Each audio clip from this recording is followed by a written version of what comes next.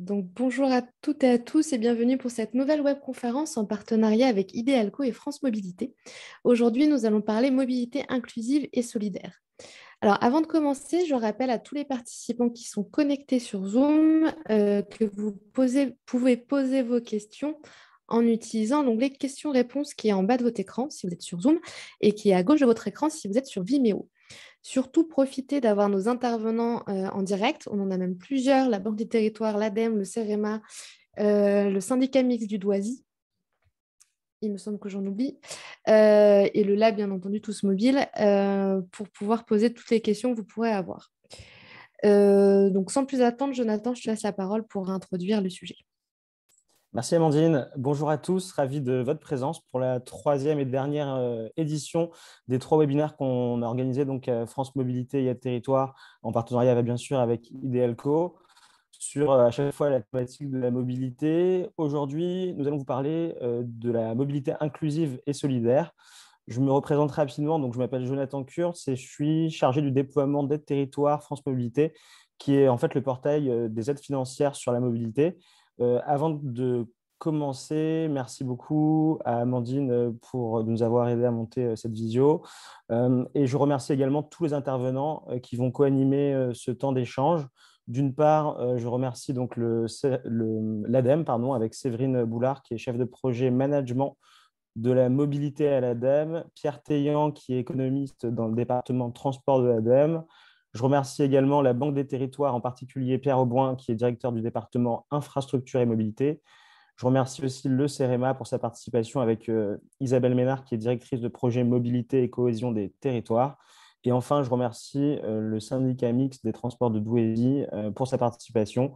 Et en l'occurrence, Marion Brasme, qui est chargée de mission mobilité. Rapidement, voyons l'ordre du jour tous ensemble.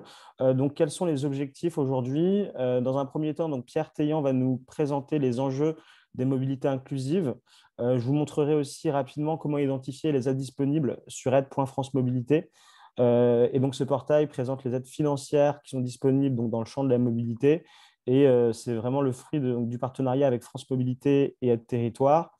Ensuite, Pierre Teillant va vous présenter le kit Tous Mobile. Ensuite, on aura donc Séverine Boulard de l'ADEME qui va vous présenter le bilan TEN-MOD 2021. On accueillera ensuite Pierre Auboin qui va vous rappeler que la Banque des Territoires est à l'écoute des besoins en matière de mobilité inclusive et d'ailleurs qu'elle remonte les besoins de vos besoins via les cellules régionales d'appui France Mobilité. Puis, on aura le CEREMA qui va vous parler de son appel à projet mobilité solidaire. Et enfin, le syndicat mixte des transports de Douaisis qui va nous partager son retour d'expérience sur sa plateforme mobilité. Donc, toutes les interventions seront à chaque fois suivies, comme vous le voyez sur l'ordre du jour, d'un temps de questions-réponses. N'hésitez pas à poser vos questions dans le chat et nous nous ferons un plaisir d'y répondre. Sans plus attendre, donc je laisse la parole à Pierre Teillant qui va nous présenter les enjeux de mobilité solidaire et inclusive. Et donc, c'est à vous. N'hésitez pas à me dire si vous voulez partager votre écran, je vous laisserai l'écran. C'est à vous. Merci Jonathan. Je vous laisse avancer les slides. Peut-être, je vous dirai, je vous fais signe. Tout à fait. Voilà. Bonjour à tous. Merci pour cette invitation et pour vous parler de mobilité solidaire, mobilité inclusive. Je vous propose un rapide panorama parce qu'on n'a pas beaucoup de temps, mais qui a pour but d'abord de vous proposer une définition de la mobilité inclusive et ensuite d'aborder la mobilité inclusive par les barrières à la mobilité qui font que certains publics se retrouvent dans certaines fragilités d'accès à la mobilité. Et je pourrais répondre aux questions s'il y a des questions complémentaires à la suite. Alors, qu'est-ce que c'est la mobilité inclusive? Vous avez cette définition, c'est le slogan un peu, c'est le droit à la mobilité, c'est un peu le slogan que porte le laboratoire de la mobilité inclusive qui a été repris dans la LOM également. C'est le fait de permettre à chacun, à chacune, dans sa vie quotidienne, un accès correct, on va dire, facilité aux biens et services du quotidien. Donc, c'est le bien et service du quotidien, c'est l'emploi, ce sont les loisirs, bien sûr, les achats, la santé, l'éducation, la formation. Donc, Quand on va parler de mobilité solidaire, on ne va pas parler immédiatement de technologie, d'infrastructures de transport, mais on va surtout parler des individus, c'est-à-dire ceux qui sont concernés par la mobilité, hein, les usagers. Et donc, c'est bien l'individu qui est au centre ici de l'analyse. Et l'idée, ça va être d'identifier, de travailler pour analyser les facteurs qui vont venir d'une part limiter et d'autre part favoriser sa mobilité, c'est-à-dire cette idée de diagnostic de ces barrières, la mobilité, et favoriser, c'est-à-dire lui apporter, comprendre quels sont ses problèmes et ses besoins pour lui apporter des solutions. Donc, d'un côté, il va falloir s'appuyer sur des notions comme l'apprentissage. La mobilité, c'est quelque chose qui s'apprend. Les choix qui vont être possibles par rapport aux solutions qu'on va pouvoir proposer aux individus en fonction des contraintes qu'il va exprimer, et certaines on va essayer de l'aider à le dépasser, de ses habitudes du quotidien. Et donc, tout ça qui va déterminer sa capacité, en quelque sorte, à se déplacer et à pouvoir utiliser, combiner des modes de transport entre eux. C'est cette idée de motilité qui a été développée par Vincent Kaufmann de l'École polytechnique de Lausanne, pour ceux qui connaissent. Alors, la mobilité inclusive, elle concerne toutes les zones de territoire. Alors, on parle beaucoup des zones blanches, des zones mal desservies par les transports en commun, mais ce n'est pas que les zones rurales, ce n'est pas que ces zones-là. Il y a également des zones urbaines, des zones périurbaines, des quartiers notamment qui sont concernés par la politique de la ville qui font apparaître aussi un certain nombre de barrières à la mobilité. Et donc, chaque zone de territoire a ses spécificités et on peut identifier des barrières bien particulières. Et donc, voilà, pour passer rapidement sur cette définition, on voit bien que la mobilité inclusive, elle vient se positionner comme ça à cheval sur plusieurs thématiques. C'est vraiment à cheval sur les enjeux socio-économiques des territoires, identifier ces barrières, accompagner la mobilité. Il y a cette idée de la finalité d'accès qui est importante sur la mobilité inclusive. Bien sûr, la question centrale qu'il y a derrière, c'est l'accès à l'emploi, l'accès à la formation, puisque c'est là vraiment que sont les enjeux importants. Mais il y a aussi l'idée d'évaluer, d'accompagner à travers des modes de transport vertueux, donc un volet environnemental, d'évaluation environnementale qui peut y avoir derrière, bien sûr dans ce cadre de la transition écologique et solidaire. Alors, si on passe à la diapo suivante, je vous propose d'aborder rapidement ces barrières que j'évoque à travers ces inégalités ou ces fractures territoriales, ces différentes fractures en tout cas qu'on peut identifier. Une première qui concerne donc les territoires. Bon, ce sont des chiffres que je vous remets là un petit peu pour mémoire, mais que beaucoup d'entre vous doivent connaître. On ne se déplace pas de la même manière dans les zones peu denses, bien sûr, et dans les zones urbaines, dans les zones denses. Un tiers des Français habitent dans des zones peu denses avec des problématiques particulières d'accès à ces services du quotidien que j'évoquais, à ces zones d'emploi. Et donc, il en découle finalement, si je caricature un petit peu, des choix de mobilité qui sont très contraints. Plus on est vers la ville et vers l'urbain, plus on a accès à un panel de solutions de mobilité déjà qui sont disponibles et qu'on va pouvoir combiner entre elles. Ça peut poser bien sûr des difficultés particulières, mais en tout cas, les solutions sont là.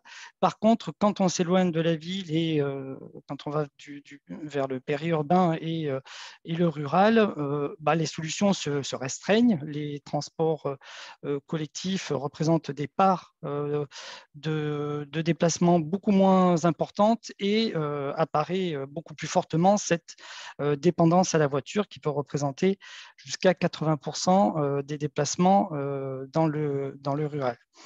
Et je vous ai mis pour mémoire aussi des parts modales qu'il faut aussi avoir en tête sur l'importance des déplacements liés à la marche à pied dans le rural, beaucoup plus dans l'urbain, avec des problématiques particulières. J'évoquais les quartiers de politique de la ville, où la marche a une place importante aussi. En moyenne, une faible part du vélo, mais qui, dans certaines agglomérations, dans certaines grandes villes, et pas que Paris, comme Strasbourg, Grenoble, peut représenter des parts relativement notables, aux alentours de 15% dans les zones urbaines et périurbaines. Si on aborde un deuxième type d'inégalité, bien sûr les inégalités économiques qui vont être centrales dans le diagnostic de la mobilité inclusive. En France, c'est à peu près 9 millions de personnes qui se situent sous le seuil de pauvreté. Donc, bien sûr, plus ce ménage va être fragile d'un point de vue économique, plus le coût des déplacements vont peser dans son budget.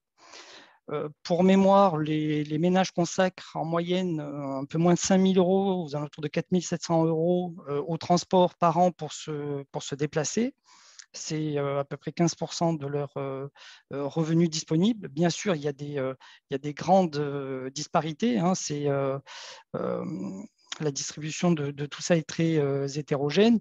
Les 10% de ménages les plus modestes consacrent à peu près 20%, 21% de leurs revenus au transport, et les 10% les plus aisés, 11%. Donc, des grandes disparités, y compris dans les ménages les plus modestes. Si on prend les 3 premiers déciles de revenus, il y a une grande disparité entre le premier et le 3e décile, par exemple. Bien sûr, dans les coûts de la mobilité, le poids de la voiture est central. Dans le poids de la voiture, c'est le poids du carburant qui va être cette part variable qui va être très importante, qui va être 4 fois plus importante pour les ménages les plus vulnérables, ceux du premier décile de revenus, à peu près un petit peu plus de 5% par rapport aux ménages les plus aisés, où la part du carburant représente moins de 2%.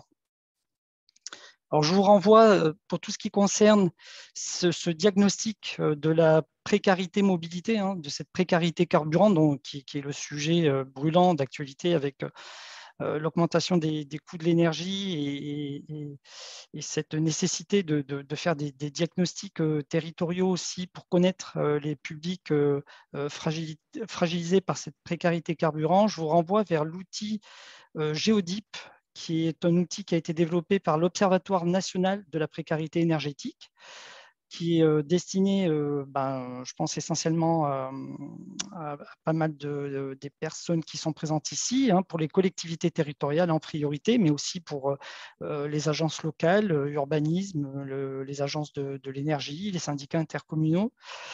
Et donc, c'est un outil qui est gratuit. Vous pouvez en faire la demande d'accès sur cette adresse, geodip.onpe.org, et vous aurez un accès gratuit pour 3 mois à cet outil qui vous permet de projeter ces indicateurs à la fois de mobilité carburant, ce taux d'effort, c'est-à-dire la partie du coût carburant ramené au revenu des ménages, mais la même chose aussi, le taux d'effort pour le logement, pour les différents territoires français, c'est-à-dire de la France entière jusqu'à la maille communale, voire infracommunale. Et vous pouvez sortir un rapport personnalisé pour votre collectivité assez rapidement, même si on n'est pas forcément familier avec les outils de cartographie. Donc voilà, pour ces inégalités économiques, je vous ai mis également un chiffre qui ressortait du laboratoire de la mobilité inclusive sur l'accès au permis de conduire pour les jeunes, qui représentent aussi une barrière économique importante. Un jeune sur 2 ne passe pas ou décale l'accès à son permis de conduire pour des raisons économiques. Après les inégalités économiques, bien sûr des inégalités sociales. Et donc, voilà, quels sont ces publics fragiles que j'évoquais? Si on les liste, pardon de les lister de cette manière-là rapide, mais ce sont, vous l'avez compris, les jeunes, les seniors, les personnes en recherche d'emploi, les familles monoparentales, sur lesquelles on n'a pas forcément beaucoup de données, Bien sûr, tout le lot, en quelque sorte, des travailleurs précaires, plutôt dans les secteurs du bâtiment et des services à la personne, des secteurs où, voilà, avec des typologies d'emploi du temps, d'horaires de travail, de programmes de travail sur la semaine qui sont particuliers, décalés dans la journée ou qui commencent très tôt le soir, qui terminent très tard le soir, avec parfois des grosses interruptions dans la journée. Donc, un lot de publics concernés très important sur ces secteurs-là, et bien sûr les personnes en situation de handicap. Et donc, les chiffres, vous retrouverez ces chiffres sur le site du Labo Mobilité Inclusive, avaient montré, les chiffres clés qu'on avait produits montraient qu'en France, 20% à peu près des actifs se déclaraient en difficulté de mobilité, tout motif confondu. Et bien sûr, il y a les plus vulnérables d'entre eux, parmi ces personnes, ont des choix de mobilité qui sont très, très contraints. Une grande partie, la moitié d'entre eux n'a pas accès, n'a pas de permis de conduire, et un quart n'avait, en tout cas les études montraient, qu'ils n'avaient aucun moyen matériel de déplacement mobilisable comme ça au quotidien. Et donc, bien sûr, toutes ces difficultés cumulées pénalisent notamment fortement l'insertion sociale, l'insertion professionnelle et l'accès à l'emploi. Nous avions montré qu'une personne en insertion sur deux avait déjà refusé un travail pour des causes de mobilité, et que du côté des employeurs, 40% à peu près rencontraient des difficultés de mobilité, enfin des difficultés à pourvoir un poste pour des raisons de mobilité. Donc voilà, se poser aussi la question de demander parfois systématiquement le permis B pour une fiche de poste qui parfois ne nécessitait pas forcément de déplacement en voiture. Et enfin, une dernière barrière, un dernier type d'inégalité qui sont liées au numérique. Effectivement, les barrières à l'accès à l'information, mobilité et aux innovations numériques, en tout cas aux solutions de mobilité basées sur du numérique, peuvent être là aussi contraintes. Il y a un électronisme, même si le terme n'est pas très joli, qui peut concerner 17% de la population française. Là aussi, si on caricature un petit peu, plus on habite dans une commune rurale, moins on est diplômé, moins on a accès à un Internet de qualité, et moins on est à l'aise avec les outils numériques, et notamment pour l'accès à la mobilité, ne serait-ce que pour se renseigner ou acheter un titre de transport via Internet. Donc voilà, une personne sur 4 ne sait pas s'informer, une personne sur 5 connaît des difficultés pour communiquer via Internet. Et également, voilà, cette fracture numérique est très prégnante sur les plus âgés, les moins diplômés, également dans les DOM où parfois l'Internet est de moins bonne qualité. Voilà pour ce survol, ce panorama assez rapide, mais qui permet de poser quelques jalons pour voir en tout cas quelles sont ces barrières qui définissent les solutions qu'on peut proposer la mobilité inclusive, et je pourrais répondre aux questions s'il y en a. Merci beaucoup, Pierre. Et je vous propose qu'on passe aux questions juste après mon intervention. Ici, j'aimerais vous présenter comment identifier les aides disponibles de la mobilité. Donc, juste avant de vous présenter le portail France Mobilité et Aides Territoires sur lequel vous trouverez les dispositifs de mobilité auxquels vous pouvez prétendre, j'aimerais vous parler rapidement d'Aides Territoires. Donc, un petit mot sur la genèse entre France Mobilité et Aides Territoires. Aide Territoire, c'est une start-up d'État du réseau Betagouv qui centralise et organise les aides destinées aux structures locales, donc aussi bien des collectivités que des établissements publics, et même de plus en plus, nous valorisons les aides pour les entreprises. Et donc, cette start-up d'État existe depuis 2018. Et donc, aujourd'hui, sur Aide Territoire, nous valorisons 2850 aides qui proviennent à la fois de porteurs tels que des ministères, des services déconcentrés de l'État ou encore des établissements publics. Et donc, depuis janvier 2020, France Mobilité s'est associée à la démarche d'Aide Territoire et participe désormais à son financement également. Et donc, France Mobilité s'est appuyée sur l'expertise d'Aide Territoire pour construire une page dédiée aux aides des projets de mobilité. Et donc aujourd'hui, les bénéficiaires, donc les acteurs locaux, bénéficient enfin d'un espace numérique qui est gratuit, sur lequel sont référencées les aides de manière dynamique et intuitive. Donc, je vous ai mis le lien. Vous trouvez donc les aides mobilité sur le lien aide.francemobilité.fr. Et donc aujourd'hui, vous pourrez aller faire un tour sur cette page. Il y a 240 aides financières qui sont disponibles et grâce à plusieurs filtres territoriaux, par exemple, donc selon le type de bénéficiaire, que ce soit une collectivité, une entreprise, et des filtres sous-thématiques, il devient assez facile en fait d'identifier des aides qui pourraient vous intéresser. Je vais rapidement vous montrer à quoi ressemble le portail et vous veuillez m'excuser. En fait, j'ai mis un thème je vois ça sur Google et donc du coup, c'est un peu sombre, mais c'est pas grave. Dans l'idée, donc du coup, vous avez ici un cartouche qui vous permet de, comme je vous le disais, de faire des filtres territoriaux par type de structure et par thématique.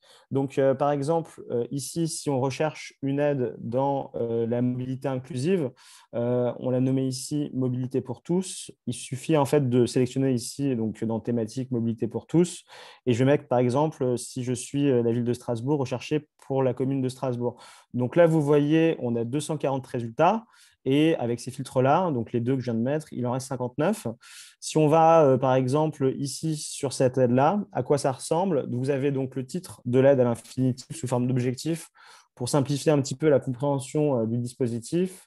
Vous avez également une rubrique sur la gauche qui vous traduit, par exemple, si c'est une subvention, le taux maximum de subvention, les dates d'ouverture et de fermeture. Et vous avez, bien sûr, sur la droite, la description du dispositif. Et ce qui est intéressant, c'est quand vous descendez, dans aller plus loin, vous avez ici les contacts, en fait, pour directement candidater ou aller sur le descriptif complet du porteur d'aide, ici c'est Région Grand Est, afin de candidater en fait à ces dispositifs. Si je reviens rapidement sur la première page ici, vous avez encore la possibilité d'aller un peu plus loin avec plus de critères et notamment mettre des mots-clés, mettre un filtre territoire ou sélectionner par exemple un filtre commune et par exemple choisir un porteur d'aide, par exemple, pour lequel vous souhaitez rechercher un dispositif. Donc ici, par exemple, si je mets l'ADEME, trouver des aides, vous allez voir que sur les 240 dispositifs, il va en rester ici 3. Et vous pouvez notamment créer une alerte. Et en créant cette alerte, vous aurez donc les filtres sélectionnés, commune, ADEME. Vous allez renseigner votre mail et dès qu'il y aura en fait des nouvelles aides qui vont répondre à cette requête, vous allez recevoir en fait un petit rappel par mail pour vous dire qu'il y a des nouvelles aides disponibles dans ce champ-là. Donc voilà un petit peu pour la présentation rapide de la plateforme et vous avez aussi un espace qui s'appelle, comme le site, aide.france mobilité et vous rajoutez stats derrière et vous aurez quelques statistiques qui en fait voilà, traduisent un petit peu les nombres de visites et d'aides vues sur la page aide.francemobilité.fr. Sans plus attendre, nous allons passer, si vous le souhaitez, si c'est OK pour vous, à la phase de questions-réponses. Donc, peut-être vous avez des questions pour Monsieur Taillant ou pour moi-même.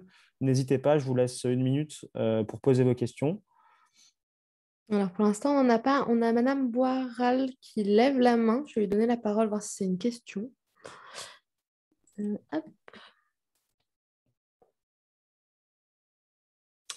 Et je ne peux pas. Version de Zoom étant trop ancienne. Bon, la main a été baissée, donc je suppose que ce n'était pas une question. Sur Vimeo, on nous a demandé si le support serait disponible. Bien entendu, sera disponible avec le replay. Il me semble qu'il n'y ait pas de questions pour l'instant. Très bien, mais on peut continuer. Donc, du coup, je vais redonner la parole à Pierre Taillant, donc du laboratoire de la mobilité inclusive, qui va maintenant vous présenter le kit Tous Mobiles. C'est à vous à nouveau, Pierre. Oui, merci. Alors, je vais prendre ma casquette là. Je laisse ma casquette ADEME et je prends ma casquette représentant d'ADEME au sein du laboratoire de la mobilité inclusive. D'abord, peut-être quelques mots pour vous présenter le labo pour ceux qui ne connaissent pas. Donc, c'est un laboratoire qui a été créé en 2013-2014. Alors, laboratoire, c'est une fondation, hein, c'est un think tank. qui a été fondée pour d'abord interpeller, connaître et soutenir les actions en faveur de la mobilité inclusive. Il se positionne, ce labo, alors il est composé d'une quinzaine de membres, hein, vous les avez sous les yeux à travers leur logo, et je vous renvoie vers le site du labo qui apparaît sur la slide. Le laboratoire, c'est un centre de ressources, essentiellement un centre d'expertise qui réunit voilà, des partenaires institutionnels, associatifs, des têtes de réseau nationales, qui permet d'animer en quelque sorte et qui a contribué même à la création, à la constitution de l'écosystème de la mobilité inclusive et pour l'animer et pour interpeller globalement sur cette thématique dans le débat public. Donc voilà, on rassemble des acteurs d'un côté, on travaille, on produit des données, des analyses et on essaye de soutenir des solutions innovantes. Alors, je vous renvoie vers le site du labo où vous trouverez toutes les informations, toutes les données, toutes les études que nous avons produites depuis 2013-2014 et notamment tout ce qui est chiffres clés que j'ai pu évoquer tout à l'heure. Alors, je vais vous parler maintenant de cette démarche Tous Mobile et de ce kit méthodologique en quelque sorte, Tous Mobile qui a été développé l'année dernière. Pour cela, alors Tous Mobile ça se matérialise par un site internet et donc je vous propose de vous faire une petite visite guidée. Si je peux partager mon écran, voilà, parfait.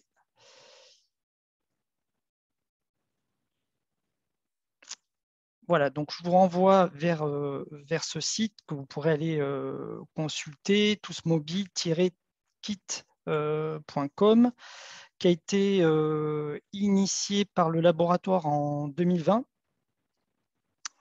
et qui a été travaillé et lancé avec le soutien du ministère de la Transition écologique.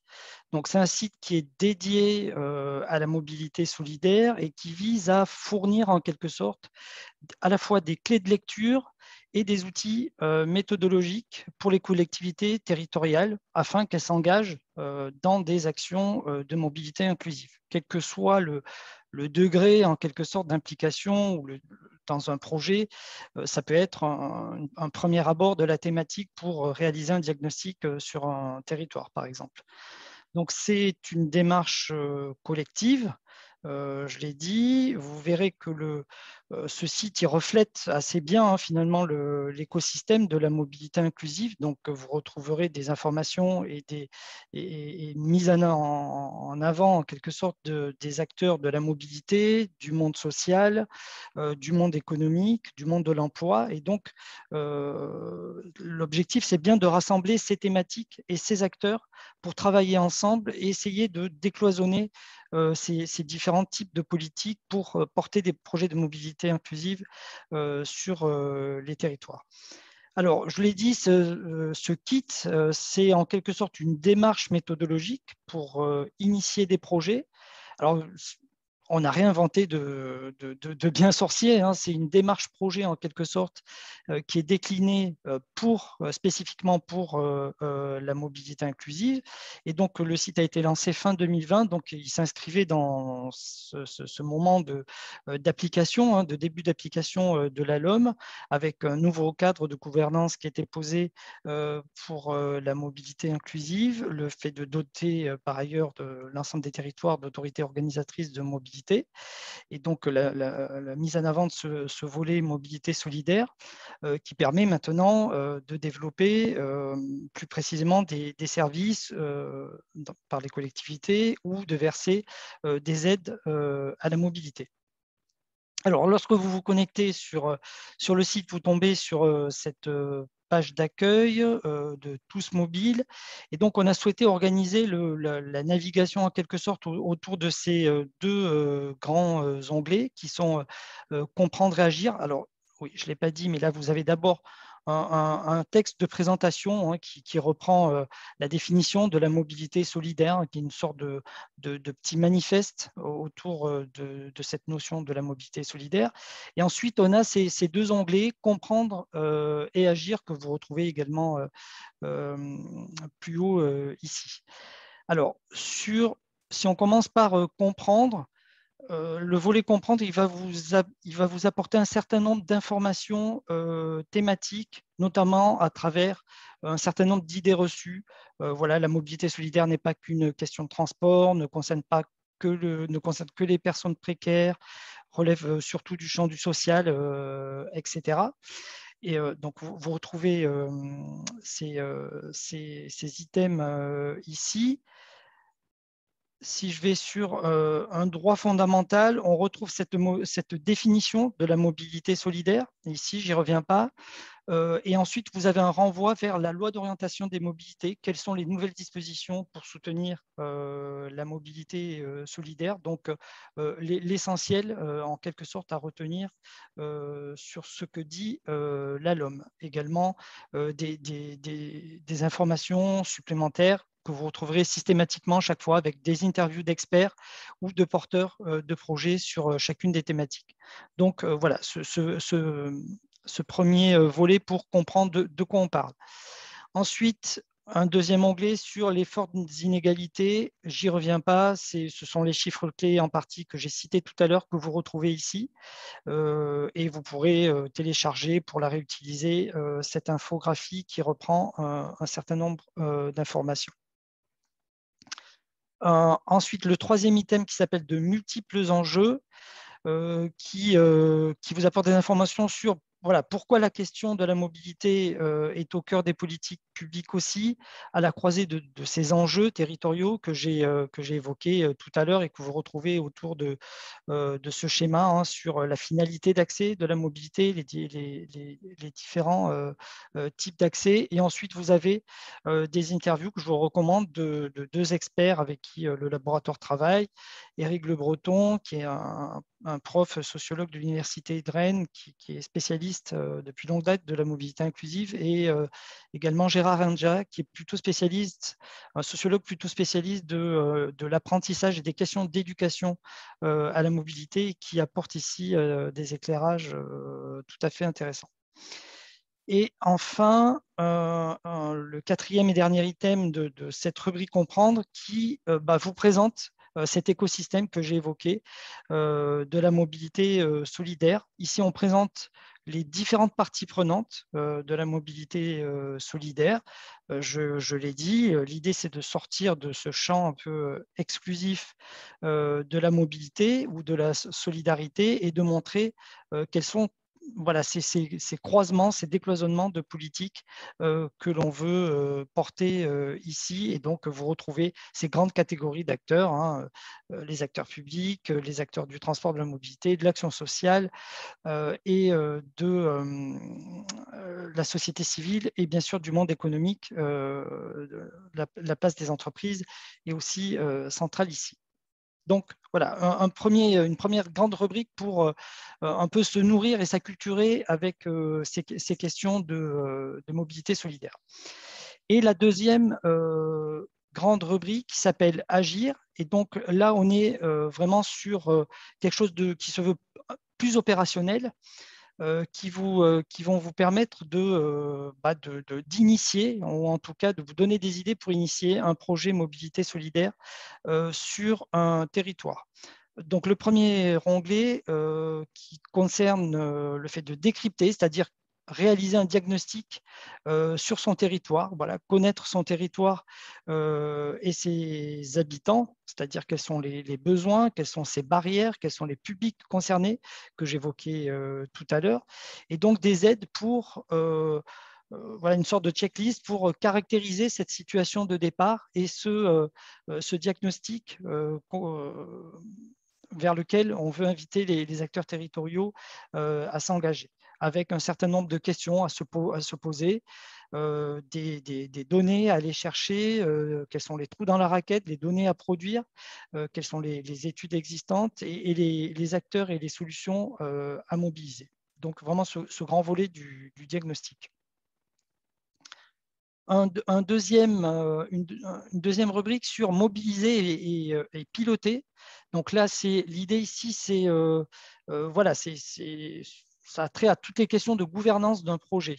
C'est quels sont les acteurs avec lesquels il faut se réunir, comment mettre en place cette démarche projet, ce cadre de gouvernance, comment organiser ce comité des partenaires qui est prévu également dans la LOM, et comment s'intéresser bien sûr aux besoins des habitants et des usagers.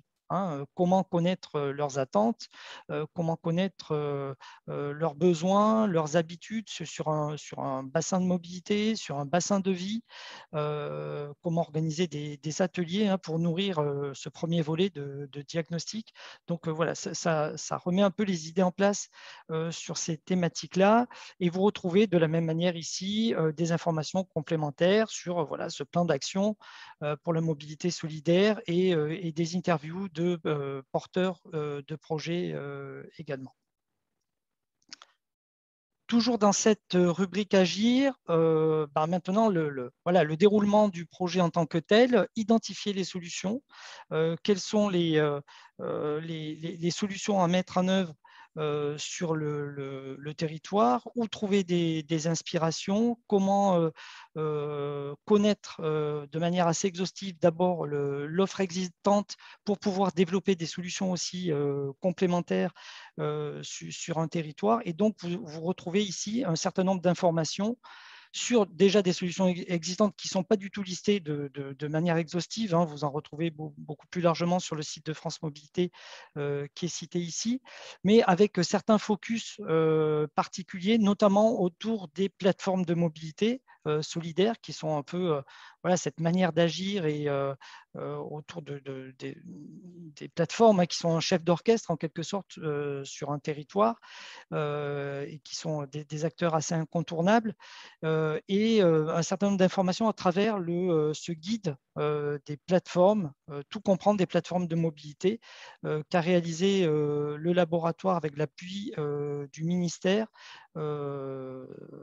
assez récemment, qui est téléchargeable ici et qui reprend voilà, les grands volets de constitution d'une plateforme de mobilité aussi, comment ça s'organise, quels acteurs réunir, quels sont les modèles économiques qu'on peut retrouver derrière.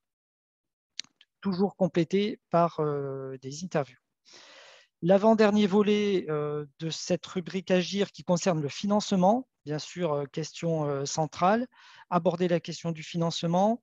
On vous donne des informations et on vous renvoie vers un certain nombre de dispositifs financiers qui existent déjà, des exemples de financement à travers des projets de mobilité solidaire très concrets sur les modèles économiques qui sont possibles, sur les écueils à éviter, en tout cas pour pérenniser des projets de mobilité solidaire et pas rester sur des choses avec des horizons à assez court terme, à 18 ou 24 mois.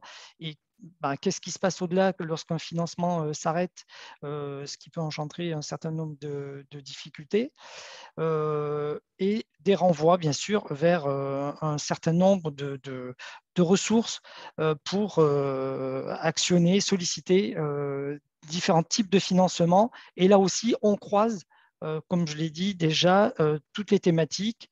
Vous les retrouvez ici, que ce soit des financements liés au transport, des financements qui relèvent plus des questions d'aménagement du territoire, bien sûr les financements liés au volet social et ceux qui sont plus liés au monde économique et à l'emploi, à la formation, avec notamment le rôle de Pôle emploi qui est assez central ici. Et enfin, un dernier volet qui porte sur l'évaluation, expérimenter et évaluer. Et donc, voilà, on vous dit ici que l'expérimentation et l'évaluation, ça fait partie des étapes indispensables qui doivent être intégrées dès le départ d'un projet. L'évaluation, c'est un mode de pilotage en quelque sorte. C'est un tableau de bord dès le lancement du projet. Et là aussi, on vous renvoie vers un certain nombre d'interviews qui vont venir illustrer cette rubrique et qui vont vous donner des clés, notamment cette interview d'Élise Leclerc, là, qui est spécialiste des questions d'évaluation d'impact social de la mobilité. C'est un point assez central ici parce qu'il permet de bien caractériser la valeur ajoutée d'un projet de mobilité inclusive sur un territoire. Et donc, voilà, l'évaluation, je l'ai dit, c'est multithématique. Il faut définir un périmètre sur un territoire afin d'essayer d'évaluer, de calibrer, notamment les coûts évités que vont apporter un projet de mobilité inclusive, les coûts évités dans le soutien à l'emploi, dans l'action sociale, etc. Et donc, faire ce bilan coût-avantage et ce bilan des externalités, notamment positives, que vont venir apporter les projets de mobilité solidaire. C'est-à-dire l'euro investi sur un projet de mobilité solidaire, qu'est-ce qui va venir faire économiser sur ce territoire. Ensuite, vous avez, pour terminer rapidement, différentes entrées sur des histoires de mobilité ici. Vous avez un certain nombre de fiches solutions. Là aussi, ce n'est pas du tout exhaustif, c'est vraiment un éclairage que le labo a voulu apporter sur un certain nombre de solutions et un certain nombre de récits à travers certains projets. Là aussi, ensuite, des ressources documentaires, une dernière rubrique ressources documentaires où vous irez explorer les liens qui vous sont proposés ici. Et enfin, vous retrouvez ici le cycle des informations relatives au cycle de webinaire que le labo a mené toute cette année 2021. Je crois qu'il doit nous rester un webinaire le 7 décembre prochain, qui va porter sur vous l'avez ici, sur les solutions de mobilité durable pour tous. Et ça va être le 7e et dernier webinaire pour cette année qu'a conduit le labo. Et donc, vous les retrouvez tous ici. Vous avez toutes les informations pour vous inscrire.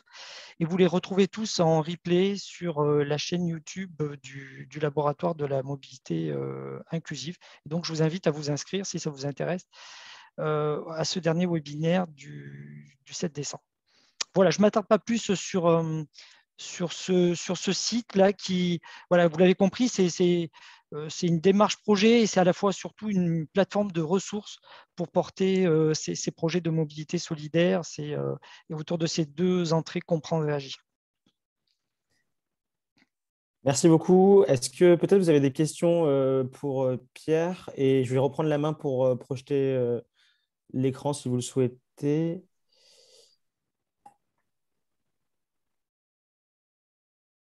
Alors, pour l'instant, toujours pas de questions. Je rappelle donc aux participants qui peuvent nous poser la question via le module de questions-réponses en bas de leur écran sur Zoom ou à gauche sur Vimeo. En attendant, Monsieur Bage demande quels sont les accompagnements dans le cadre du programme national Petites Villes de demain. Aide à la mobilité dans les territoires ruraux et périphériques. Alors, Jonathan, je ne sais pas si... Oui, tout à fait. Alors du coup, ce que je peux faire, c'est sur ce sujet-là, je n'ai pas directement de réponse, mais je vais me renseigner en direct avec Petite Ville de demain. Et j'essaie de revenir vers vous durant le webinaire. Parfait.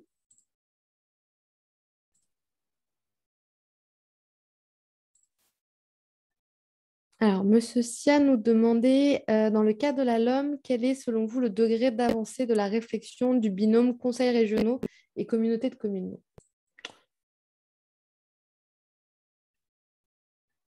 pour les mobilités en zone rurale? Alors, le degré d'avancée de la réflexion, je ne suis pas sûr de bien comprendre la question. C'est difficile de répondre de manière assez générale sur la question, là, je pense. Oui, parce que de toute façon, c'est assez neuf, la prise de compétence des communautés de communes. Oui, voilà, oui, c'est encore très récent. Effectivement, il n'y a pas forcément beaucoup de communautés de communes qui ont pris, en tout cas, c'est hétérogène selon les régions, la prise de compétences mobilité.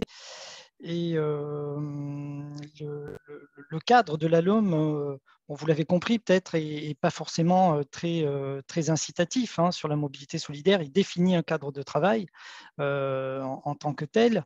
Mais bien sûr, avant la LOM, un certain nombre d'acteurs territoriaux et de communautés de communes, par exemple, étaient déjà engagés sur la mobilité solidaire et portaient déjà des actions. Voilà, c'est une incitation, un cadre de travail qui est un peu mieux défini dans la LOM et qui invite les acteurs à se positionner dessus. Mais là aussi, voilà, c'est très hétérogène, de même que la prise de compétences mobilité selon les types de territoires, même si la thématique avance et un certain nombre de solutions sont construites dans les différents territoires, notamment ruraux. Merci. Effectivement, Monsieur Sia nous précise que la prise de compétences pour l'échéance, enfin, dont l'échéance était le 1er juillet.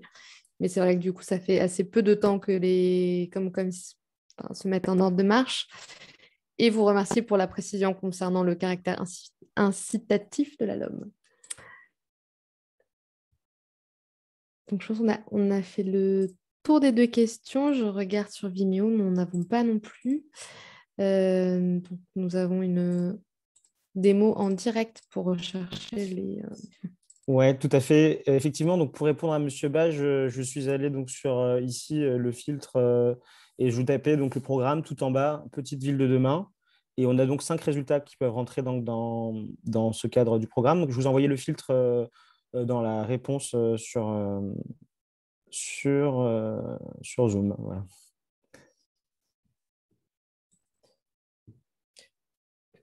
Bon, je pense qu'on peut passer à la partie suivante. Très bien. Donc, c'est donc maintenant à Séverine Boulard de l'ADEME qui va nous présenter le bilan de TenMod 2021. C'est à vous. Merci Jonathan. Je vais juste rapidement introduire ce qu'est TenMod. C'est un appel à projet qui vise à soutenir les territoires périurbains et peu denses dans la mise en place de nouvelles mobilités durables. L'objectif était de répondre à 2 questions. Donc, comment les territoires périurbains et ruraux devront s'adapter et planifier pour répondre aux besoins de mobilité, notamment du quotidien de leurs citoyens. Quelles sont les solutions de mobilité ou de démobilité proposées pour répondre aux besoins du quotidien de ces citoyens? Comme je l'indiquais, cet appel à projet, donc édition 2021, puisque c'est un appel à projet qui existe depuis 2018, visait donc à répondre à ces questions avec un large spectre de l'innovation à l'échelle du territoire, parce qu'effectivement, dans les précédentes éditions, on abordait la question de l'innovation, mais sans préciser que c'était un spectre assez large qui va des innovations techniques, technologiques, entre guillemets, donc c'est tout ce qui est innovation de projet et de procédé, à des innovations plus orientées sociales, participatives et citoyennes. Donc sur la slide suivante.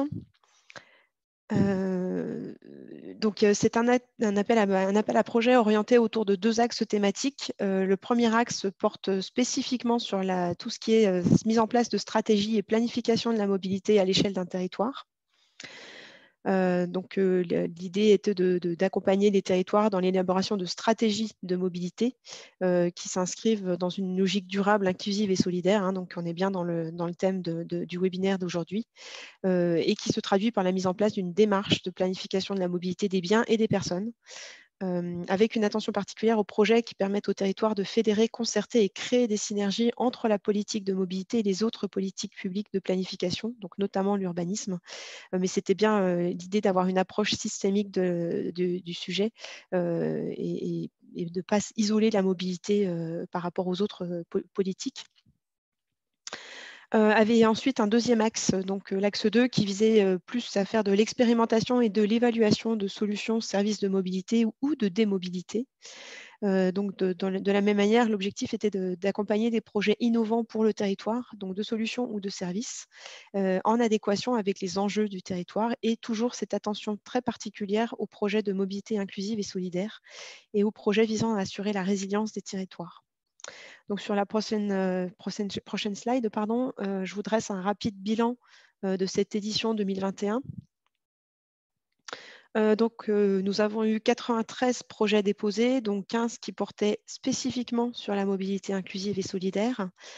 Sur ces 93 projets déposés, 46 sont lauréats, donc on est à peu près à un projet sur deux, hein, ce qui est plutôt un très bon taux de sélection. Et sur ces 46 projets lauréats, nous avons spécifiquement 7 projets qui abordent la mobilité inclusive et solidaire. Donc, je vais vous les présenter rapidement suite à cette slide. Juste, je me permets de vous indiquer qu'il y aura une nouvelle édition de cet appel à projet TENMOD, donc une édition 2022 qui devrait être lancée vraisemblablement d'ici la fin de cette année 2021. Sur la prochaine slide, je vais vous présenter rapidement donc, un premier projet qui se déroule en région Grand Est, qui s'appelle Projet Mobilité Solidaire. C'est un projet qui vise à la mise en place d'un service de mobilité pour et par les habitants via une équipe de conducteurs bénévoles. C'est un projet qui est porté par une association, ou une fédération, pardon, excusez-moi, la Fédération Famille Rurale de Moselle, et en partenaire de ce projet, les communautés de communes, donc les acteurs du territoire, et également le département de la Moselle.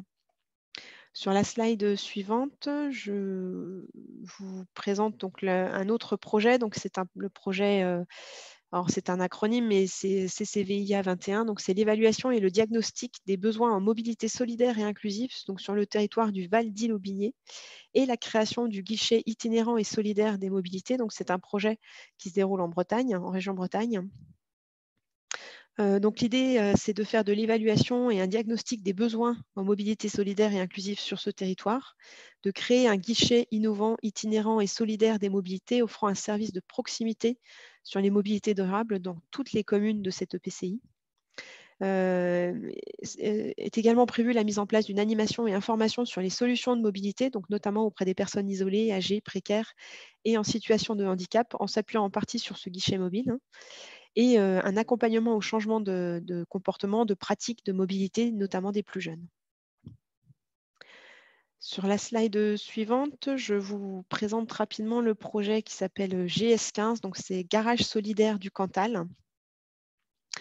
C'est un projet qui est porté par une association, l'association Aurore, en partenariat avec le Secours catholique et une autre association qui est l'AFAPCA, si je le prononce mal, hein. Donc c'est un projet donc, sous la forme d'un ACI, donc c'est un atelier et chantier d'insertion à vocation départementale, donc à l'échelle du département. Sa mission principale, c'est d'être au service des personnes les plus précaires du territoire et contribuer à la réussite de leur insertion professionnelle, mais aussi à leur inclusion sociale. L'idée est de permettre aux salariés du garage d'acquérir des compétences dans le domaine de la mécanique notamment, afin de favoriser leur retour à l'emploi. Donc, ce garage solidaire envisage 3 activités principales, donc la vente de véhicules sécurisés à tarif adapté.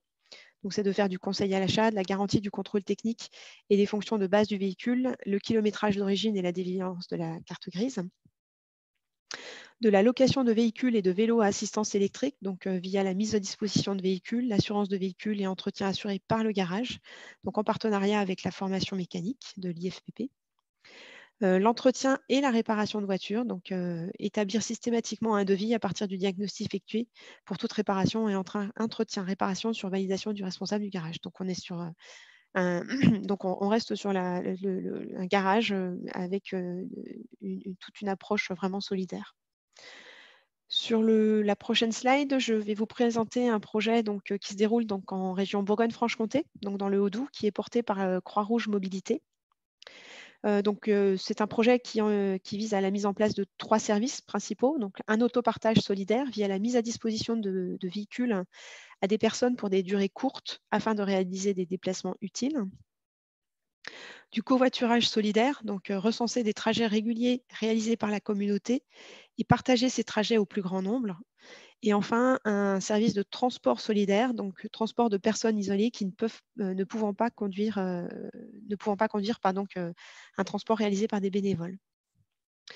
Le prochain projet, c'est un projet qui se déroule en Corse, qui se prénomme Ouvagabondou. Donc, c'est un projet de navette solidaire. Donc, c'est un projet qui vise à la mise en place, à la création d'un service de mobilité qui est complémentaire au service de transport existant et qui prendrait la forme d'un transport privé à but social à destination des publics précaires. Pardon. C'est une nouvelle fois un projet porté par une fédération, donc la fédération ADMR Corse du Sud, en partenariat avec les EPCI et d'autres fondations du territoire. Sur la slide suivante, je vous présente rapidement le projet Mobilib 01, donc qui se déroule en région Auvergne-Rhône-Alpes. Donc, c'est un bouquet de mobilité à destination des personnes précaires pour faciliter leur quotidien. Donc, c'est un projet porté par une association, l'association LUSI 01, en partenariat avec l'AFPA, Vélogic, Cycle & Co et Gohan. Donc, les actions mises en place concernent notamment le vélo via l'achat de matériel pour la réparation de vélos classiques, les sessions de formation, donc réparation de cycles.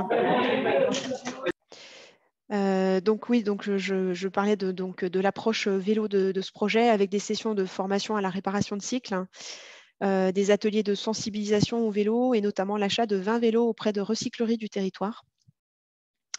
Une autre action vise à élaborer un forfait découverte mobilité avec la prise en charge de 30 forfaits de location de vélos à assistance électrique, donc auprès des communautés de communes proposant ce service, une prise en charge du forfait vélo WeMove pour les publics intéressés, une prise en charge de forfait découverte de trains et de bus, plus la mise à disposition de cartes Oura à titre gratuit. Une dernière action qui porte sur l'autopartage, donc via le financement d'un véhicule en autopartage à mettre à disposition pour le projet, donc sur la commune de Belay.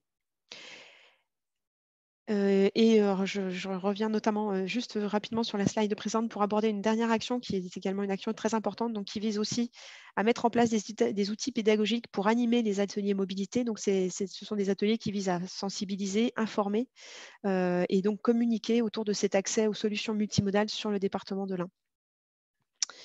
Puisque dans les solutions, la première, effectivement, mais qui ne vise pas que les publics en situation difficile, c'est bien de donner de l'information sur l'offre de mobilité sur un territoire.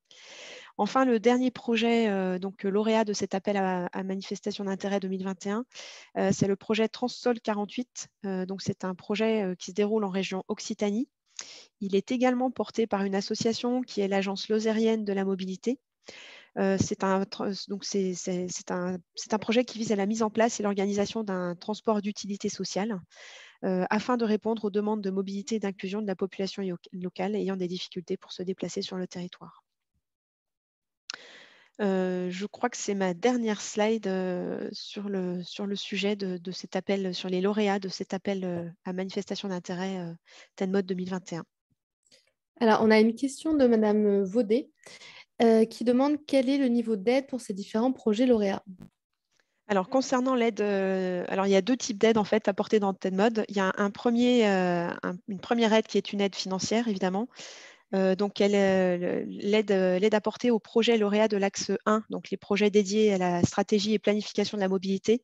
C'est un montant d'aide de 30 000 € maximum ou 50% des dépenses éligibles. Et pour les projets lauréats de l'axe 2, donc c'est les projets d'expérimentation et d'évaluation de services de mobilité, le montant d'aide maximum est de 100 000 € ou 50% des dépenses éligibles. Et je me permets de compléter ma réponse, parce que là, j'abordais effectivement que l'aide financière, mais est également prévu dans TENMOD un appui technique réalisé conjointement par l'ADEME et le CEREMA pour justement accompagner ces lauréats TENMOD dans la mise en place de leur projet. Et elle nous demande également, y a-t-il des aides pour les différentes fédérations ou via les porteurs EPCI ?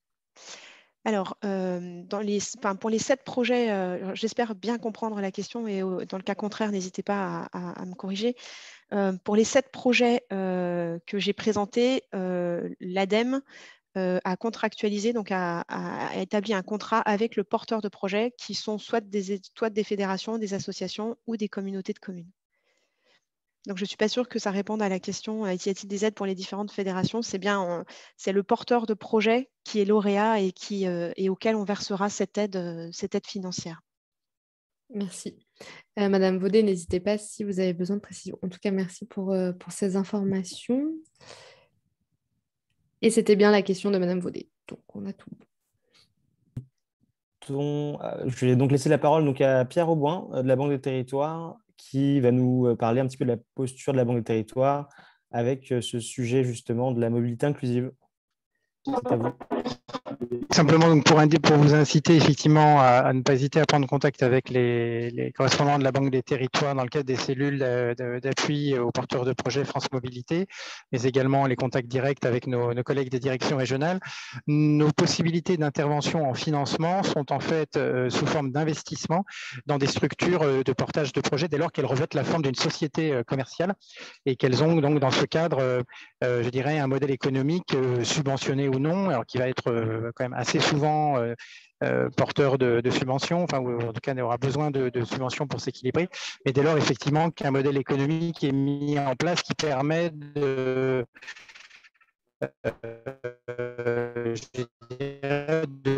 faire fonctionner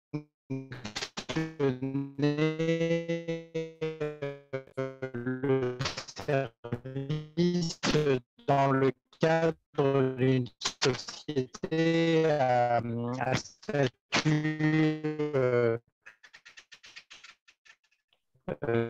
commercial classique de type SA ou SAS, ou bien une société à statut coopératif telle qu'une SIC, société coopérative d'intérêt collectif.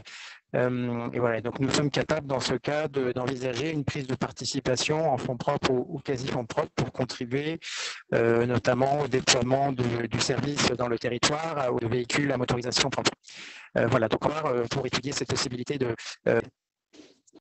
Très bien. Écoutez, merci beaucoup, Monsieur Auboin. En tout cas, on a entendu sur la fin ce que vous avez dit. Merci et désolé pour la qualité du son.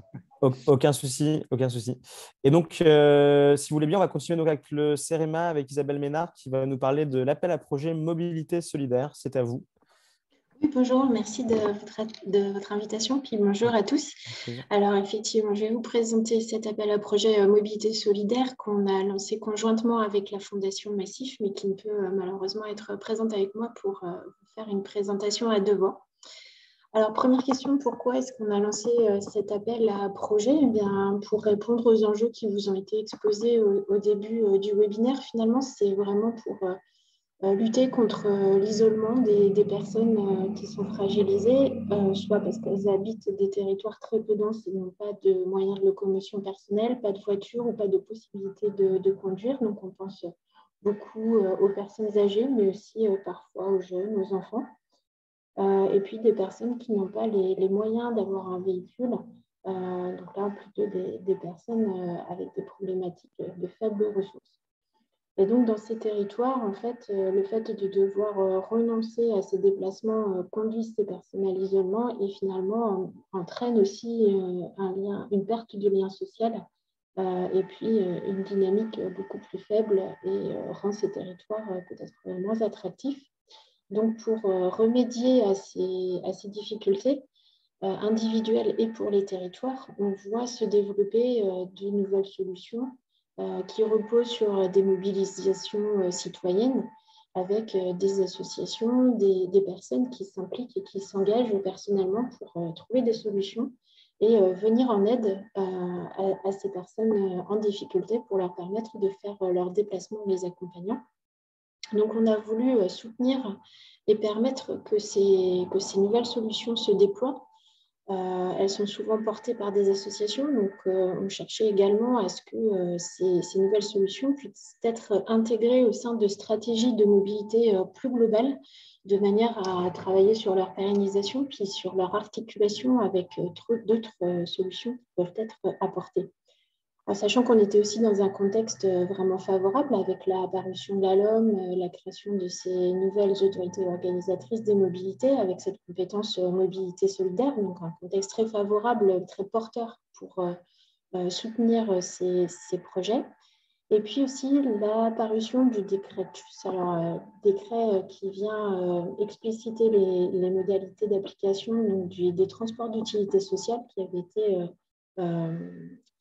créé via la loi Grand-Guillaume. Mais du coup, le fait d'avoir cette parution du décret a permis en fait d'asseoir juridiquement ces dispositifs et donc de les sécuriser. Donc, on était dans un contexte tout à fait favorable. Donc, le CEREMA, en tant que centres d'études, d'expertise ayant la possibilité d'apporter de l'accompagnement technique. C'est allié avec la Fondation Massif. On a uni nos efforts, eux qui ont certainement plus l'habitude de travailler avec le milieu associatif et nous plus avec le milieu des collectivités locales. Du coup, le fait de pouvoir travailler ensemble et de lancer cet appel à projet ensemble, ça nous a permis de toucher ces deux types de publics et de contribuer à les rapprocher. Alors, sur la slide suivante, si c'est possible de le défiler, voilà. Alors, je juste un petit zoom sur le transport d'utilité sociale. On a voulu lancer un appel à projets qui soutiennent tous les types de projets de mobilité solidaire, mais vu le contexte, on savait qu'une très grande partie des solutions qui étaient en train d'émerger, qui étaient en train d'être déployées, concernaient le transport solidaire social et donc finalement le transport d'utilité sociale qui est le dispositif sécurisé juridiquement. Donc le transport d'utilité sociale peut être mis en place uniquement par une association. Il est mis en place pour des personnes isolées et précaires. Donc, le décret fixe les conditions qui permettent aux bénéficiaires de pouvoir bénéficier du dispositif. Donc, c'est sous plafond de ressources déterminées par les minima sociaux, soit des personnes isolées, dans le sens où elles habitent une commune rurale ou une unité urbaine de moins de 12 000 habitants. Alors, le principe, c'est que ces bénéficiaires peuvent appeler un référent donc, qui va leur permettre, qui va leur trouver finalement un conducteur, un chauffeur qui va les emmener sur le lieu auquel elles ont besoin, avec en général un accompagnement, c'est-à-dire qu'on dépasse la notion pure de déplacement, on est aussi sur cette notion d'accompagnement, d'aide, de lien social. Et en contrepartie, le bénéficiaire va contribuer aux frais du dispositif. En général, on fait appel à des bénévoles, donc les conducteurs sont bénévoles et donc du coup ne doivent pas en être de leur poche en quelque sorte par rapport au déplacement, même si cela arrive, le système essaie de faire en sorte qu'il puisse être défrayé. Et puis, l'autre rôle du référent, c'est d'organiser ce réseau de conducteurs de façon à ce que le nombre de déplacements reste acceptable pour l'ensemble des chauffeurs. Donc, on a ce dispositif avec un peu ces trois acteurs et vous voyez les liens entre les acteurs. Et donc, voilà, vraiment, ce qui est aussi certainement important, c'est cette notion d'accompagnement au-delà du transport. On a pas mal d'exemples. Ça peut être, par exemple, quand il s'agit d'un déplacement pour faire des courses, ça peut être un accompagnement dans les rayons du supermarché pour aider à mettre dans les caddies, pousser les caddies. Quand il s'agit d'un déplacement pour des raisons de santé, ça peut être d'aider à s'orienter dans l'hôpital, etc. Voilà, donc on est vraiment dans cette notion aussi de dialogue et de communication, de permettre aux personnes de rester en lien avec la société. Alors, sur la slide suivante, donc on a lancé cet appel à projet avec un principe finalement assez simple qui permettait d'apporter au projet d'une part un soutien financier qui était apporté par la Fondation Massif, qui couvrait 70% des dépenses avec une subvention plafonnée à 15 000 €. Donc on voit qu'on est sur des projets finalement très modestes. Et puis un accompagnement technique du CEREMA pour permettre à ces projets de lever rapidement les différents freins auxquels ils pourraient être confrontés.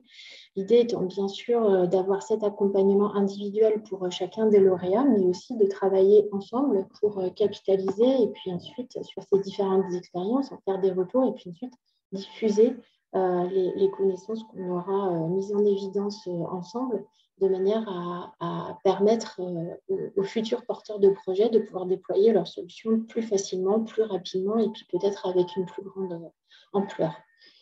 Donc, on a adapté un calendrier pour pouvoir accompagner des projets relativement émergents. Donc, on a lancé l'appel à projet avec une fin au 20 décembre. On a On a traité toutes les candidatures reçues, retenu les lauréats avec un jury, commencé à accompagner les projets en mai 2021 et on prévoit une fin d'accompagnement en octobre 2022. Donc, c'est plutôt fin 2022 qu'on pourra vraiment tirer les enseignements et aller beaucoup plus loin dans les résultats et dans les enseignements qu'on pourra tirer de cet appel à projet. Mais il y a quand même déjà quelques grandes lignes qui se dégagent aujourd'hui et que je vais pouvoir vous présenter. Alors, sur la slide suivante, on va voir qu'on a eu un afflux de réponses à l'appel à projet auquel on ne s'attendait pas forcément, enfin, en tout cas peut-être pas à ce point-là. On a reçu 119 candidatures. Ça montre à la fois l'étendue des besoins, mais aussi le dynamisme dans les territoires, et notamment les territoires ruraux, qui finalement font énormément de choses et montent énormément de projets, que ce soit du côté des collectivités comme du côté des associations, et c'est vraiment très enthousiasmant. Donc, on a eu beaucoup de travail pour essayer de retenir 11 lauréats et le choix était vraiment très difficile. Je vais vous faire juste une petite présentation rapide de ces différents lauréats pour que vous ayez un peu un aperçu des différents projets qui peuvent se monter.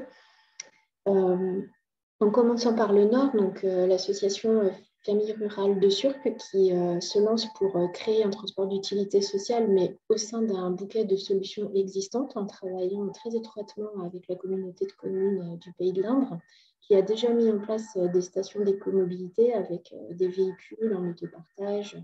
Donc on voit là, ce qui est vraiment très intéressant, c'est la façon dont le TUS vient intégrer d'autres solutions. Le centre communal d'action sociale François Maillard, qui lui a une problématique différente parce qu'ils ont déjà mis en place un transport d'utilité sociale. Il y a aussi un transport à la demande qui sont déjà existants. Et donc, leur projet, leur objectif, c'est de créer une plateforme de mobilité, donc d'aller plus loin dans l'articulation des dispositifs existants et permettre finalement, optimiser finalement les solutions qui peuvent être déployées. Ensuite, le centre social Épicerie Solidaire L'Atelier en Normandie qui va créer là aussi un transport d'utilité sociale avec une problématique très forte autour de la santé. Il existe d'autres projets, par exemple comme Convoi de santé, où le porteur du projet comme les collectivités ont identifié cette problématique comme étant très centrale dans leur territoire. Et puis, alors là, en Centre-Val de Loire, le syndicat mixte de la Châtre-en-Berry, donc là, c'est plus une association, c'est vraiment une collectivité qu'on vient accompagner, qui, elle, souhaite du coup créer un TUS. Et donc là, on renverse un peu la problématique, puisque du coup, elle recherche une association et on va voir avec elle comment travailler avec l'association pour pérenniser et mettre en œuvre ce transport d'utilité sociale. Alors, sur la slide suivante, on va découvrir d'autres lauréats. Voilà. Alors, en Bretagne, Mobile Emploi, qui est aussi une forme de transport d'utilité sociale à partir d'un service existant qui est aujourd'hui un service de navette qui mobilise des salariés d'une entreprise d'insertion pour conduire des salariés, donc on est plutôt en horaire de travail.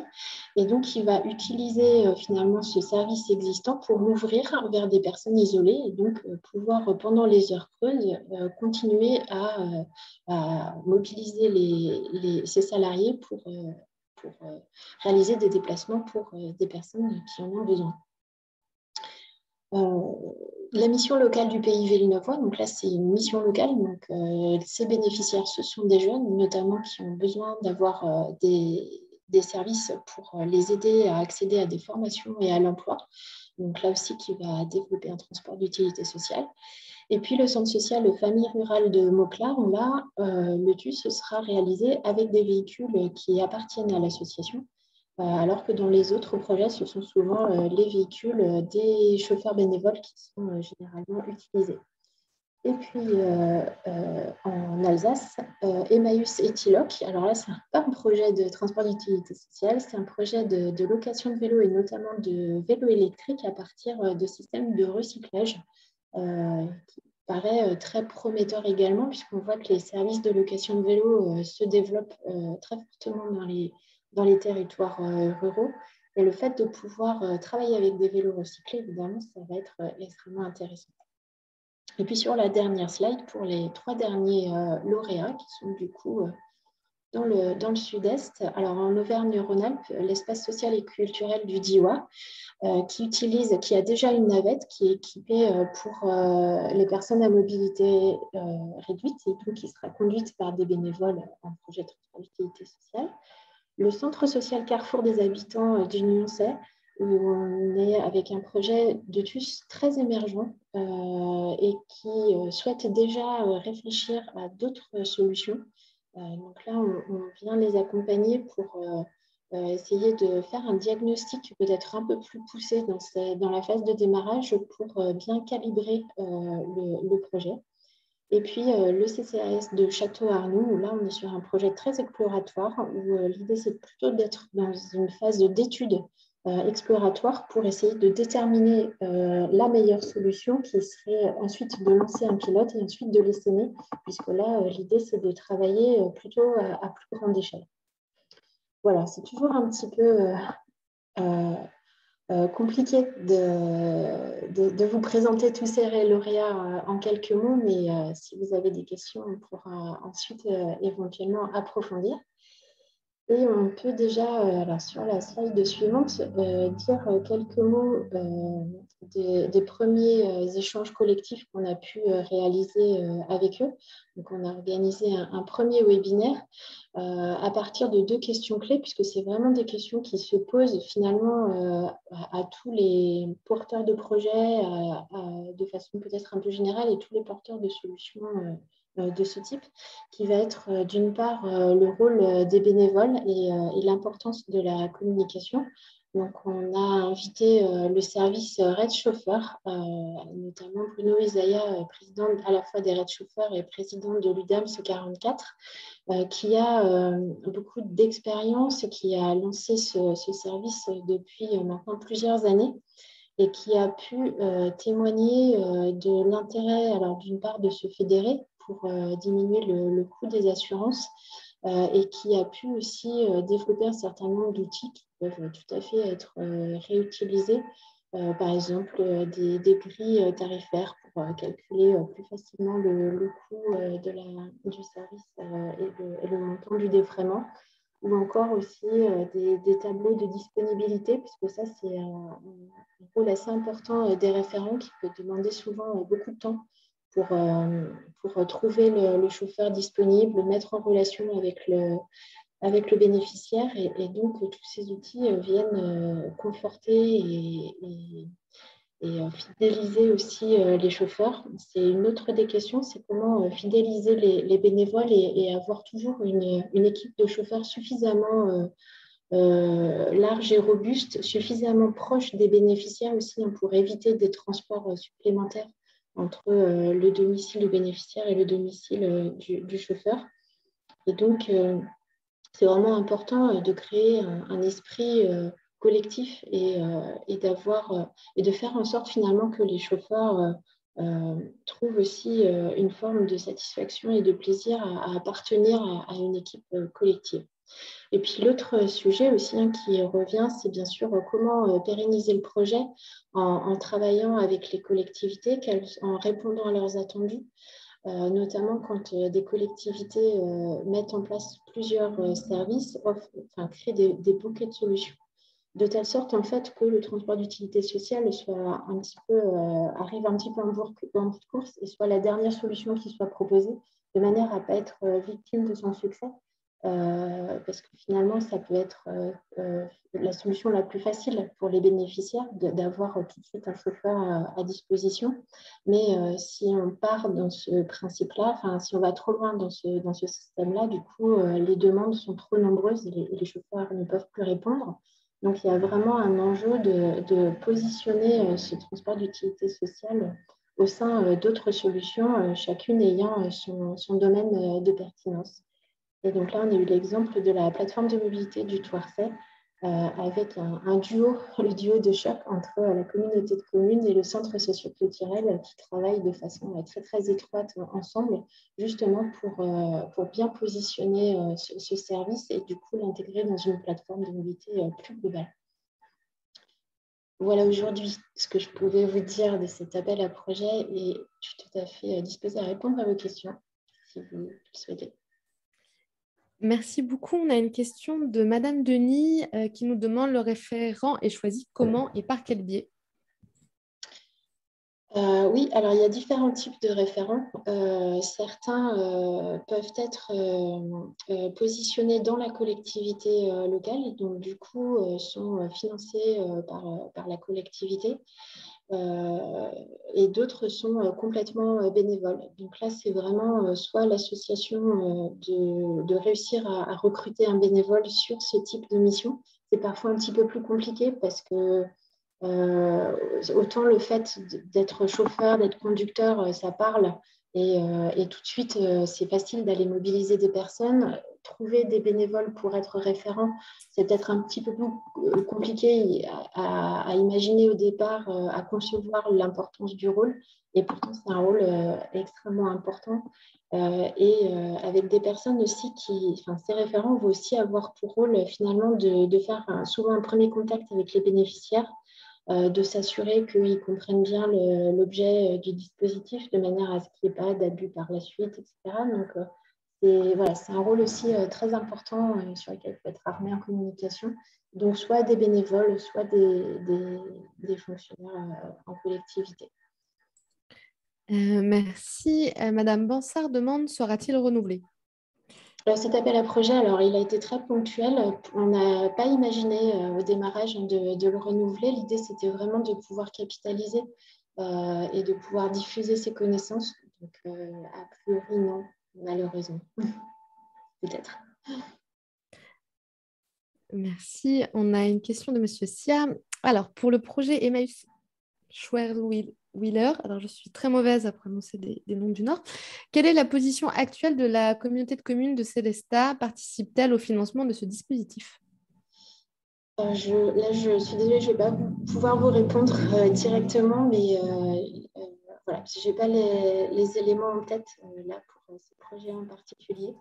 Mais c'est vrai que la question de l'articulation entre la collectivité, notamment le PCI, notamment quand elle est AOM, et l'association est centrale, certaines financent les dispositifs. Là, je ne sais pas malheureusement si c'est le cas, mais je pourrais retrouver l'information. Mais c'est possible au final de cofinancer. Oui, tout à fait. La communauté s'impliquer. Merci beaucoup pour vos réponses. Nous n'avons pas d'autres questions à ce stade. Jonathan, je te propose qu'on passe la parole. Merci beaucoup pour votre intervention. Et enfin, on va pouvoir terminer donc, avec un retour d'une collectivité et donc du syndicat mixte des transports de Douaisis. Et donc, Marion, je vous laisse la parole pour vous faire part de votre retour d'expérience à propos de votre plateforme de mobilité. C'est à vous. Bonjour à tous, donc Marion Brasme, je suis en charge de la plateforme mobilité au sein du syndicat des transports du Douaisis. Tout d'abord, je tenais à remercier Idealco et ses partenaires de m'avoir invité à participer à ce webinaire. Avant de vous présenter le fonctionnement de la plateforme mobilité, je vais prendre quelques instants pour vous situer le contexte territorial dans lequel nous agissons. Donc, nous nous situons dans la région Hauts-de-France, plus précisément dans le département du Nord, à la croisée des chemins de l'île Valenciennes, Cambrai, Arras et Lens. Nous avons un territoire plutôt urbanisé d'est en ouest et des communes plus rurales au nord et au sud du territoire. Donc, nous sommes sur l'axe du bassin minier. Et c'est dans ce contexte que le syndicat mixte des transports du Douaisis exerce ses missions. Voilà, parfait. Donc, le syndicat mixte des transports du Douaisis est une autorité organisatrice de la mobilité. Elle a pour objectif principal de lutter contre l'utilisation de la voiture individuelle. Il est présidé depuis 2018 par M. Claude Egault, maire de Coincy, et est composé de 2 membres, Douaisis Agglo, représenté ici en Bordeaux, et la communauté de communes Cœur d'Ostrevent, symbolisée en orange. pour un territoire total de 55 communes pour plus de 220 000 habitants qui bénéficient d'une desserte en transport en commun par le réseau Eveol. Donc, le réseau Eveol est composé d'une ligne de bus à haut niveau de service. Je vais finir sur la diapo juste avant. Donc, le réseau Eveol est composé d'une ligne de bus à haut niveau de service, de 16 lignes de bus régulières, de transport à la demande, de services scolaires et d'une navette Bain-Bain qui dessert le centre-ville de Douai. Nous avons un grand événement qui arrive à grands pas, c'est la mise en gratuité totale du réseau Eveol pour tous, partout et tout le temps, à compter du 1er janvier 2022. Donc, vous pouvez le constater que le syndicat des transports prend en compte la composante sociale du territoire, et ce, depuis de nombreuses années, car elle héberge la plateforme mobilité depuis 2011 pour améliorer la mobilité de tous. Donc, sur la slide suivante, vous pouvez voir le service de plateforme mobilité. La plateforme mobilité est un service d'information téléphonique personnalisé pour répondre aux problématiques rencontrées par les habitants. Donc, on va aussi bien mobiliser les services de transport en commun du territoire, mais aussi les associations, voire les aides financières mobilisables dans le cadre des déplacements. Donc, elle recouvre aujourd'hui 3 missions. Une mission d'information via le numéro vert, le 0800 007 166, une mission de veille et une mission d'animation que je vous détaille dans les slides suivantes. Donc, à travers la mission d'information avec les appels reçus sur la plateforme mobilité, nous pouvons dégager un diagnostic territorial.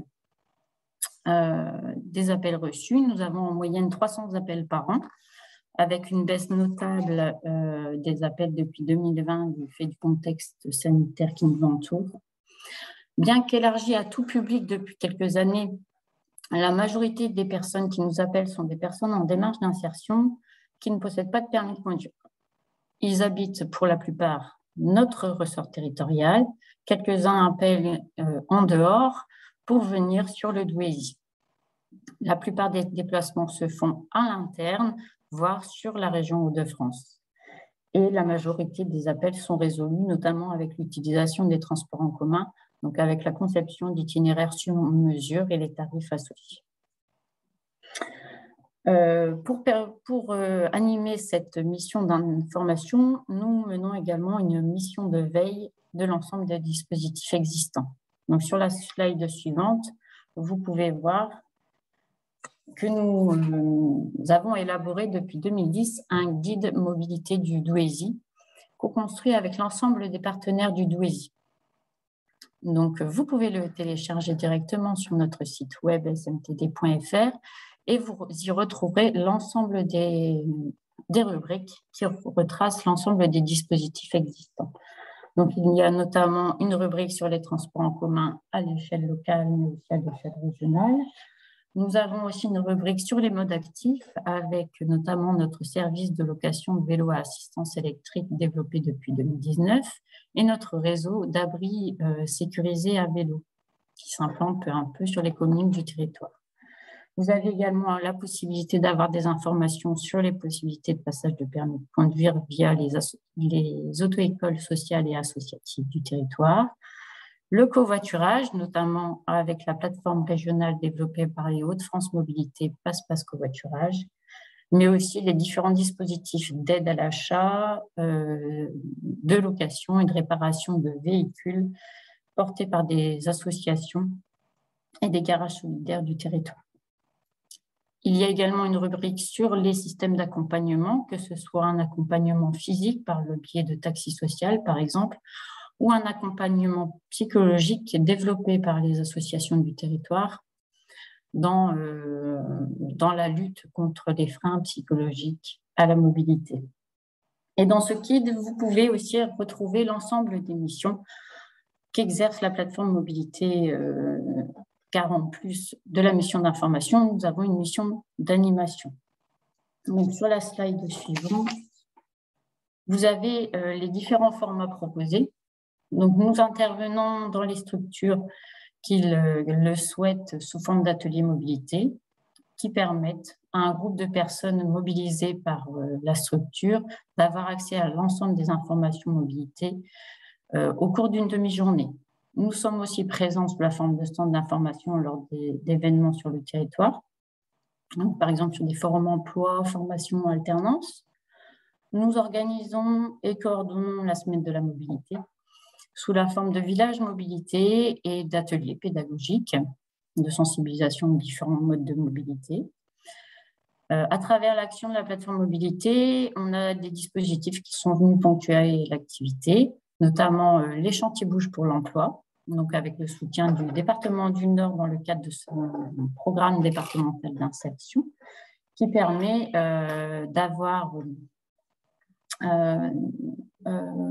donc destiné aux salariés en chantier d'insertion, qui permet d'avoir une formation théorique sur les dispositifs mobilité, mais aussi une formation pratique avec la prise des transports en commun pour se rendre sur un forum emploi ou une visite d'entreprise, par exemple. Et avec le soutien du PLI, du plan local par l'insertion économique, nous avons aussi développé l'action référent mobilité, donc qui nous permet de constituer des relais mobilité à travers tout le territoire. Donc, ce sont des professionnels que nous formons au cours d'une demi-journée aux différents dispositifs mobilité existants. Et à la suite de cette formation, ils sont à même de proposer eux-mêmes des ateliers mobilité et aussi de renseigner les publics qu'ils rencontrent. Donc, cette action, ces différentes actions ont pu voir le jour avec l'expérimentation menée par la mission locale pour l'emploi des jeunes sur le Douaisis en juillet 2019, phase pendant laquelle nous avons établi un diagnostic du territoire sur les problématiques de mobilité des publics en insertion, jeunes et adultes. Nous avons également recensé l'ensemble des dispositifs existants, créé des outils pour gérer les différents appels reçus sur la plateforme, rechercher des financements et bien sûr toute une phase de communication suite à la création du numéro vert. Cette expérimentation a pu voir le jour avec le soutien de l'État, de Douaisis Agglo et de la communauté de communes Cœur d'Oster-Rouen dans le cadre des anciens contrats urbains de cohésion sociale. À la fin de cette expérimentation, il était forcément beaucoup plus intéressant de chercher un porteur en lien avec la thématique de la mobilité. Donc, c'est ainsi que le syndicat des mixtes des transports du Douaisis a intégré le service de la plateforme mobilité au sein de ses services. Elle fonctionne aujourd'hui sur fonds propres et donc à destination de tous les publics. À la création de la plateforme mobilité, nous avions un coût annuel du service à 40 000 € avec une personne dédiée à ce service à temps plein. Voilà, j'espère avoir répondu en partie, en tout cas vous apporter des éléments de réponse aux différentes problématiques sur la mobilité sociale. Et je suis à votre disposition pour répondre à vos questions ici en direct ou prochainement par mail ou par téléphone. Merci beaucoup pour votre retour d'expérience. Alors effectivement, on a quelques questions.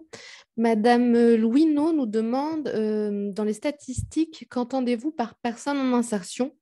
Est-ce que c'est IAE, c'est-à-dire insertion par l'activité économique, ou tout demandeur d'emploi?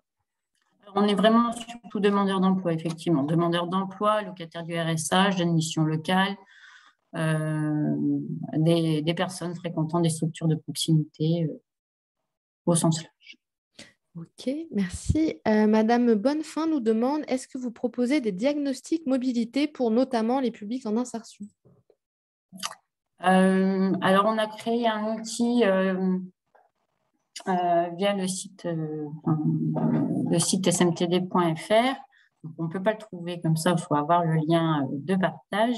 Donc, un outil, on va dire, intranet à destination des professionnels qui suivent le public. Donc, comme ça, quand ils reçoivent le public en direct, ils ont quelques critères à sélectionner, la commune d'habitation, le statut de la personne, s'il a déjà un vélo, un permis. En fonction des différentes réponses, on voit l'ensemble des dispositifs qu'on peut mobiliser. Ok, c'est un outil pour au final le personnel c'est pas un outil d'autodiagnostic. Voilà. Super, merci beaucoup pour ces précisions. Alors, on a fait le tour des questions qui ont été posées pendant votre intervention. On a fait le tour aussi des présentations des intervenants, mais comme tout le monde est encore connecté, si vous, participants, vous avez encore des questions, surtout n'hésitez pas à nous en faire part. Très bien, et je précise aussi, si vous souhaitez en savoir plus sur le portail France Mobilité et Aide Territoire en tant que bénéficiaire d'aide, vous pouvez nous écrire sur les adresses qui s'affichent, donc aideterritoire@beta.gouv.fr pour un accompagnement plus personnalisé. Et pour terminer, enfin, si ce webinaire vous a plu, vous pourrez aussi vous inscrire ou relayer notre futur webinaire mobilité qui traitera cette fois-ci de la mobilité dans les territoires outre-mer. Voilà, je vous enverrai, nous vous enverrons un lien d'inscription une fois que ce lien sera disponible. En tout cas, c'était un plaisir. Merci à tous pour votre écoute. J'espère que ce webinaire a été enrichissant pour vous. Et je vous souhaite une très bonne journée. Merci à tous les participants et à tous les panélistes pour leur intervention.